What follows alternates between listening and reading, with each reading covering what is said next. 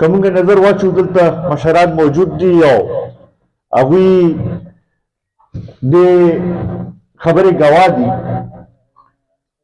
چې 1988 نه مخکې دا علاقه ډېره زیاته پسمانده وه. دلته کې بجلی نه وه، دلته کې روډ نومې شی نه و، دلته کې سکولونه نه و، دلته کې هسپتالونه نه و. 1988 کې چې کله الیکشن وشو نو ملي رهبر جناب آفتاب احمد خان شیرپا ته د الکې نه منتخب شو. هغې وخت کې دا الکه به پي اف سوله وه. هلته کې مشرانو ته به یاد وي 18 میاشتې ټوټل حکومت ملو شو. 18 میاشتې هېڅ شی نه.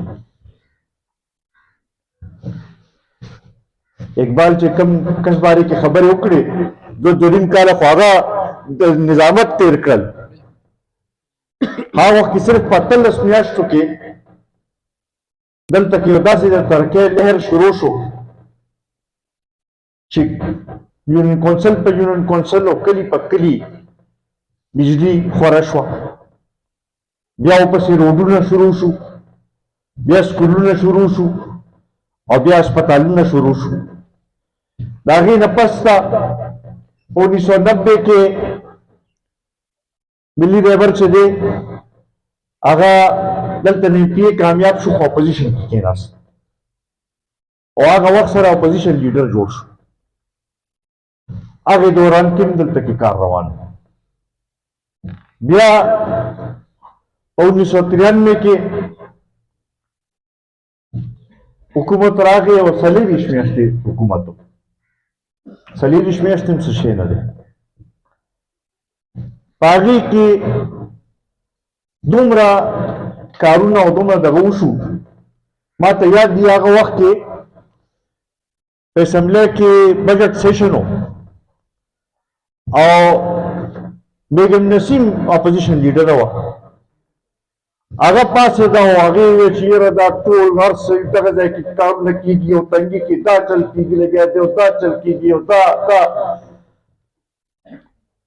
نو مشر چې کله تقریر ته پاڅېد هغه چې ما خو یې چې بیبي و په دې خوشحاله وي چې 400 کې کار کېږي په کار چې دا خوشحاله شوی وي چې زه زمونږ ضلع کې کار کېږي لګیا دی. عزتمندو دې نه تاسو اندازه واخلئ چې د مشر د علاقې سره کومه مینه ده او کم تاسو سره مینه ده. نن دلته کې ځوانان موجود دي، دوی که هغه حالات لیدلي وي او دا اوس حالات لیدلي وي نو د دې علاقې ګورې نقشه بدله شوې ده. بیا دا به هم زه ووایم چې دلته کې د غریبانانو د حقوقو تحفظ چې دی هغه هم یا شهید وطن حیات محمد خان شیرپا کړی و یا به د هغوی نه پس ته ملي رهبر جناب آفتاب احمد خان شیرپا کړی. که هغه غلطې مقدمې جوړې شوې وي د هغې نه د دې علاقې خلکو له تحفظ ورکول یا نور داسې طریقو سره چې د دې مزدوران کسانان چې دي هغه په خوشحالۍ سره خپل علاقې کې په خپل کلي کې وخت تېرول شي. د هغې نه پس ته په 2013 کې د تحریک انصاف حکومت کې ټیننسي ایکټ پاس کېدو. په هغه وخت سره دا نن چې کوم امیدواران ولاړ دي دې کې یو کس په اسمبلی کې موجود و، خو واحد که یو کس چا هلته کې مخالفت کړی و، هلته کې خبره کړې وه، هغه ستاسو دی روډ کړې وه.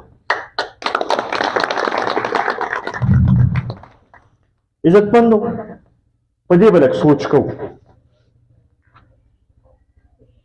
چې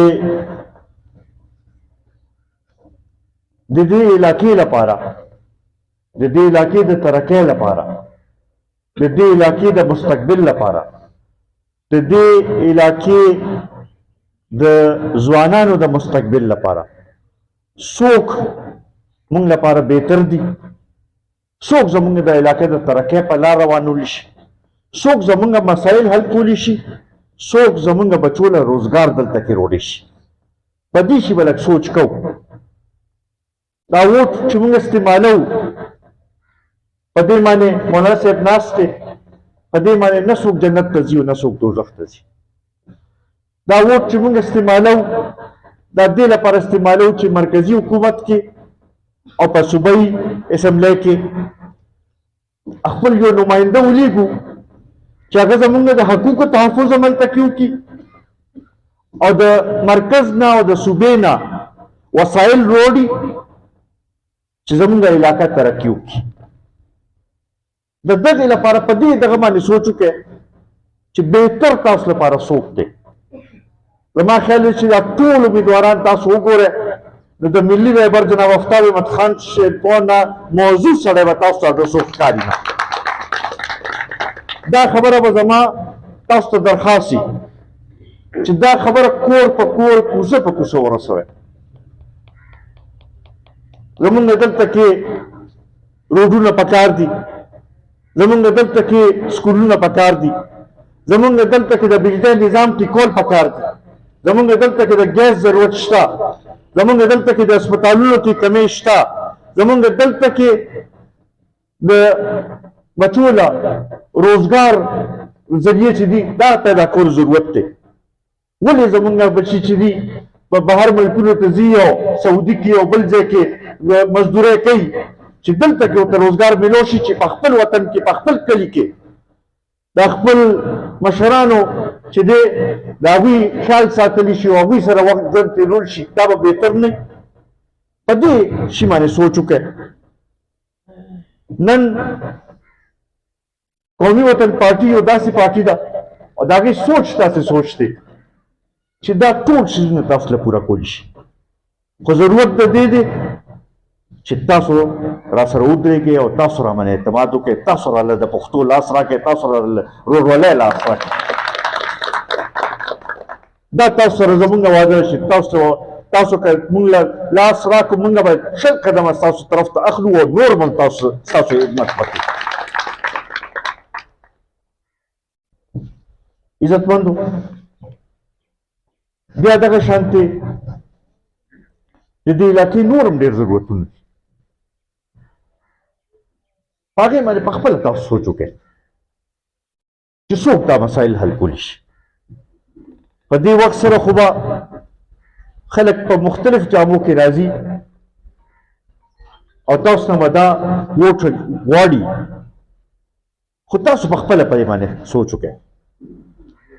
زما دا یقین دی چې هر هغه کس چې هغه دلته کې ترقي غواړي، هر هغه کس چې هغه د دې علاقې مسایلو حل غواړي، هر هغه کس چې هغه د خپل بچو له روزګار غواړي، هر هغه کس چې هغه ښه ژوندون غواړي، نو هغوی به دا فیصله به کوي چې په 8 فروری باندې به د بیوې په حق کې به خپل ووټ استعمالوي به. او زما دا یقین دی چې دلته کې تاسو چې کوم ناست دی تاسو ټول به دا فیصله کوئ او تاسو به دا خبره کور په کور کوڅه په کوڅه به راوسوئ. زه یو ځل بیا د ستاسو ټولو ډېر زیات مشکور یم چې موږ هم دا موقع راکړه چې دلته کې راشو تاسو سره دا یو څو خبرې وکړو. انشاءالله ستاسو د خدمت لپاره، ستاسو د مسایلو د حل لپاره به هر وخت حاضر یو. او څنګه چې شهید وطن حیات محمد خان شیرپور د خپل وینې قرباني ورکړه خو د قوم نه رسو نه شو، که ضرورت راغی د سر قرباني به ورکوو خو تاسو نه به رسو کېږو.